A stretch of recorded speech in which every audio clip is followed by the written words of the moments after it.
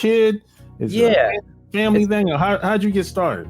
It's a wild story. I mean, I grew up my whole life, growing up in Maryland doing, like, I'm a first generation Indian American. So like a lot of us growing up, you're not going to be a musician, as a career, but you definitely are encouraged to learn the arts. That was a big part of our upbringing. But, my path was originally going to be either a doctor or a lawyer or a computer scientist or an engineer, typical Indian kind of kid growing up on the East Coast. And so I was just doing it as a hobby. I grew up always playing music, playing violin. I had violin, and I loved Michael Jackson growing up, and I was always listening to him and singing his songs like, she was more like a beauty queen. I would like kind of bust out all the time, and everyone's like, oh, he's very musical. We should encourage more music. So I did it in school and all that. But when I went to college, I was going there to be a doctor or a lawyer. I did pre-med, I did pre-law, neurobiology, physiology, criminology, criminal justice. And I was just like up in the school mix, focused on that. Music was always just in my mind a hobby because I didn't grow up knowing you could even do music as a career. It was always just those famous people on TV. But, when I was in college, I started singing in a cappella groups. I don't know if you guys heard of that. It's like, it's all just voices, right? Like Boys to Men, but like groups like that, R&B groups. And that's when I started getting the bug of like, oh, this could be something I do, for real. When I graduated college, I finished, made my parents happy. I finished my degrees. I wanted to at least complete what I started.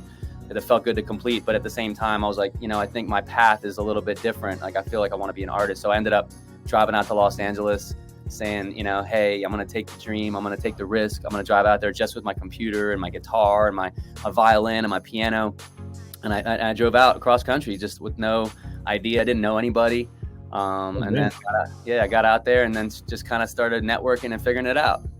So well, first off, what made you go to LA? Because you could have went to New York. You could have went to, I don't know, maybe Chicago. You could have went to, you could have went to Atlanta. What made you go to LA? Well, yeah, actually, funny you mentioned New York. There was a point where I did go back and forth to New York later. What made me go to LA was I visited a friend at one point who was out here. After I graduated, I visited LA just to check it out because I had a friend who was, I had one friend who had moved out like earlier who was like doing the acting thing.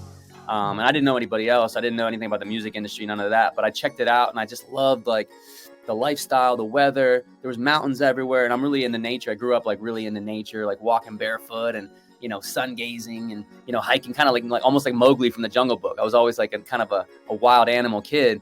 And so when I got to Los Angeles and I saw as a visitor, I was like, this is amazing. You can jump in the ocean and go hiking the same day. The fact that they had a mountain I could climb and work up a little. I'm into fitness. I could get like a workout and then jump in the ocean and cool off. Felt like there wasn't really too many places like that also had the entertainment industry.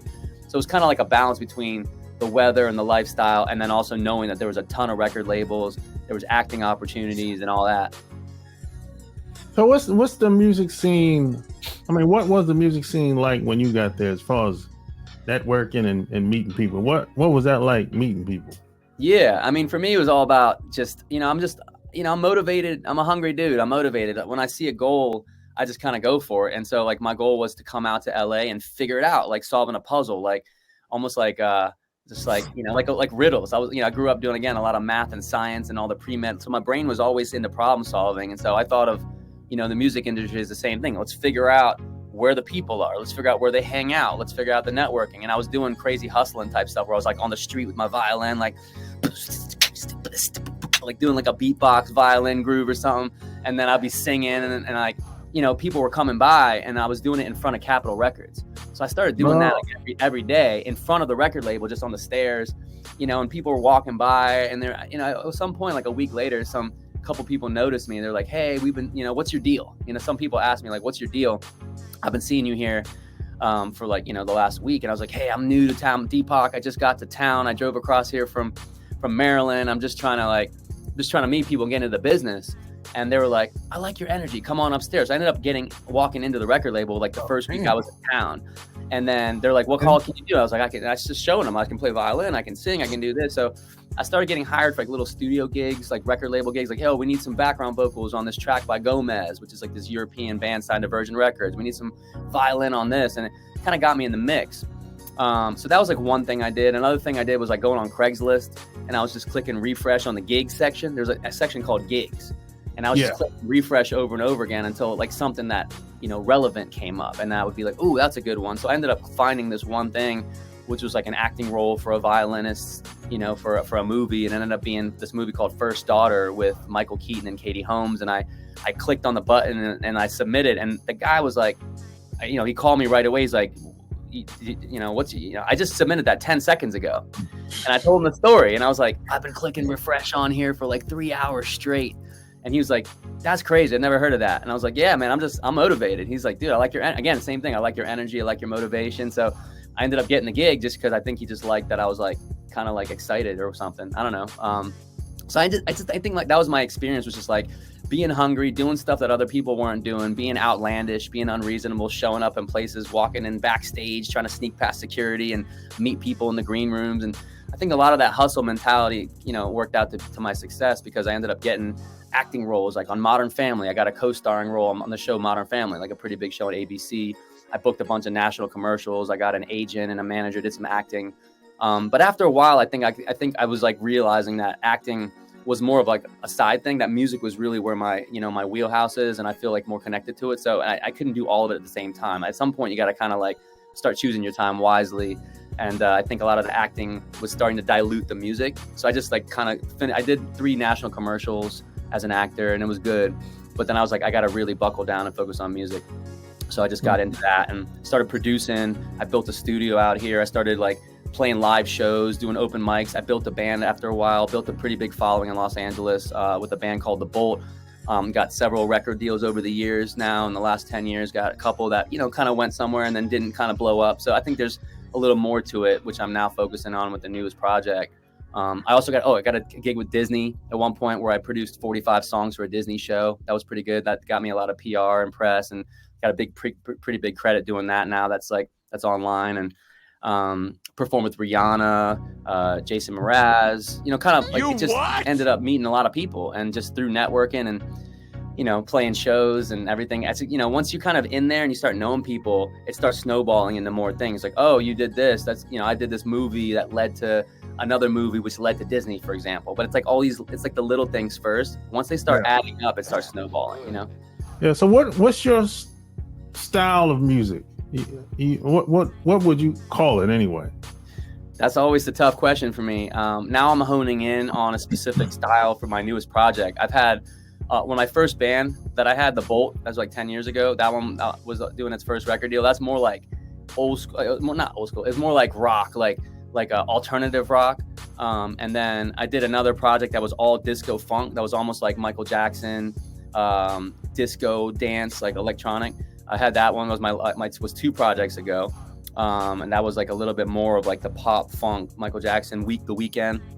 And then my last project before the current one is called Robot Nature. That was in 2020 when the lockdowns happened. We had our show, all the show tours got canceled that year. We were kind of blowing up that year. We had like Jimmy Kimmel slated for like the end of the year. We had a couple big stadium shows, and that one was like electro pop, almost like 21 Pilots, Imagine Dragons. And that's kind of closer to where I'm at now, where I'm kind of bridging the pop rock, electro pop, indie rock, alternative rock kind of mode, because I'm still like, I still have that pop Michael Jackson energy, but it's still, I kind of like the sound of like more like alt, like guitars and electric violin. So I'm kind of blending a unique sound together. It's still kind of got an Imagine Dragons influence, maybe 21 Pilots, maybe Coldplay, maybe like Radiohead, but still has a little bit of that Weeknd Michael Jackson flavor in there. So that if I had to break it down, and it's a little bit more of a solo project now, but now I'm starting to pull in other special guests and other singers onto the project, but it's still going to be more of a solo project. The other ones are more like bands. This one's more like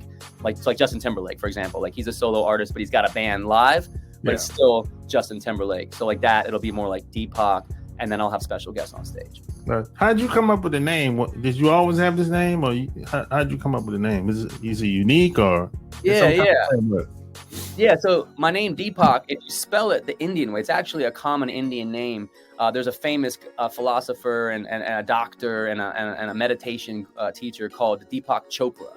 He's a very famous one. He works with like Oprah and stuff like that. So that name's not uncommon in India. So that was my birth name. That's what my parents' name, and it's spelled DEEPAK. And it's actually funny. You guys can look it up on Google. If you look up the other Deepak, because when I first came to LA, everyone knew who Deepak Chopra was. So I would say, hey, they'd be like, "What's your name?" I'd be like, "Oh, my name's Deepak," and everyone would be like, "You mean like Deepak Chopra?" And I'd be like, "No, I'm the other Deepak." And I kept on saying that. And at some point, my boy's like, you should just get theotherdpok.com. It was a joke, but I ended up doing it. And it ended up becoming like kind of viral. Like if you look it up now, The Other DPAK, it's all over Google, and it ended up becoming like my moniker. I got the website. I started putting myself as The Other DPAK for years, but now I shifted away from that. I think it served its purpose. And I was like, I'm really into spirituality. I have the Indian background. I was doing a lot of yoga, meditation, and breathing, so it made sense to be The Other DPAK, like a younger version that's getting into the spirituality and all that. But, I just getting more serious as an artist, like the Other DPAK isn't like, it can't go that far as a serious name. It's kind of cute. It's funny. But I think now making it more like, I'm really also into sci-fi. I grew up really into Star Wars and things like that. And just making my name all caps, getting rid of the E's became like it really felt like I was a little bit more like a sci-fi character, because I really relate to that. And so it's like, it feels like almost like an alter ego of mine, DPAK, all caps, which is kind of like my robot, android persona or something like that, if you will. Yeah. At what point did you say, hey, I can do this? I mean, what gave you the confidence to say, man, I can do this? Was it a moment or a combination of things? When was it? It was different moments. I think, like I was saying in college, when I was doing my pre-med and my pre-law, I was in school taking all these classes, but I was doing the a cappella group, and I also was a lead. I ended up starting a funk band in college, and I was a leader of that band, lead singer and electric violinist. And I think there was moments then that's the first thing that comes to mind when you ask that, is like, it was the feeling of like, I'm on stage, I'm the lead singer of this a cappella group, and I'm the lead singer of this band, and I'm getting positive feedback, like the audience is feeling good, I'm feeling good. It felt like an exchange of energy, like almost like a circle, like Tesla. I like to get into like a lot of the free energy kind of like science fiction, the science, like not the science fiction, the science, and free energy is like an exchange of energy. And it felt like, I'm singing and the audience is like giving me joy back. And it felt like there was like a connection, like it's not like I'm on stage and they're down here. It's almost like we're all one. It felt like we're all one, like we're unified in this energy field of positivity. And I felt like that was the feeling of like, I like this feeling. I could be a doctor, I could help people for sure, one-on-one, or I could be a lawyer and I can help people. But something about music felt like I could help millions of people and inspire that, the way I was inspired growing up. I was inspired by like Michael Jackson and Coldplay and Radiohead and people like that. When I listen to their music, I listen to Bob Marley, I listen to Pink Floyd, or, all kinds of genres, like, Biggie Smalls, Tupac, Outkast. Like, I get inspired by that. And I'm like, if I could give that to people too, when I grow up, that would be a good feeling, a gift. And I wanted to make, and that's why like I relate to Bob Marley. Like, that's not my style or sound, but I like his message. Same with Michael Jackson, because their message was like bigger than the music. It's not, there's more like a movement. Like Michael Jackson has We Are the World, Heal the World. Bob Marley, like One Love. Those are bigger than just like, oh, I'm gonna write a cool song for partying. No, they're like, hey, we want to help people. We want to heal the world. We want to unify people. We want to end the divide in politics. And that's kind of what motivated me. And that's where I'm at now. And that's why this new song that's coming out, that song of mine that's coming out, Together We Rise, on October 17th. It's called Together We Rise. It's our time. It's about unifying. It's like more of the song being a movement and me just being, the song being bigger than the artist. It's not my song. It's the world's song. And I just get to be the one to share it. You know what I mean? Yeah. The reason why I asked that, because, it's one thing to, have in your mind that, hey, I'm going to say this and do this when I get on that stage. But when I was 10 years old, when I got on that stage for the first time, I froze. Right. for like 30 seconds. And then some lady in the audience was like, take your time. And that's when I came out of the shell and started talking. Yeah. And that's the thing. Like, we, at the end of the day, like the only thing that comes up is our own fear of ourselves and how we're going to be perceived by others. And that's been a challenge for me. Like I grew up bullied. I grew up not accepted. I was a first generation Indian growing up in Maryland, where there was like, I was like the only Indian kid. And so I didn't know where to fit. There's white kids and there's black kids. And like, I'm not quite white. I'm not quite black. I'm feeling, what I'm saying? It was a feeling of like not knowing where I fit. And like, that was always kind of like a big challenge. So there was a lot of nervousness of me becoming a person on stage. But I think, again, like you were even saying with your experience of just going through it facing the fear and freezing. Like when I got to college and I started going through that and feeling the feeling of the audience and the joy, that kind of made my nervousness go away of like, oh no, this isn't like a separate thing, or they're not just watching me. I'm not on some pedestal. I'm not some, like you're on, we're all one, we're all together. We're like we're in the living room. It's like family. So like when I'm on stage now, it feels like I'm with my people, you know, like even if the audience is big, and I've been on stage for like in front of millions of people, tens of thousands of people. I've been on stage on stadiums, you know, like it still feels like I'm in the living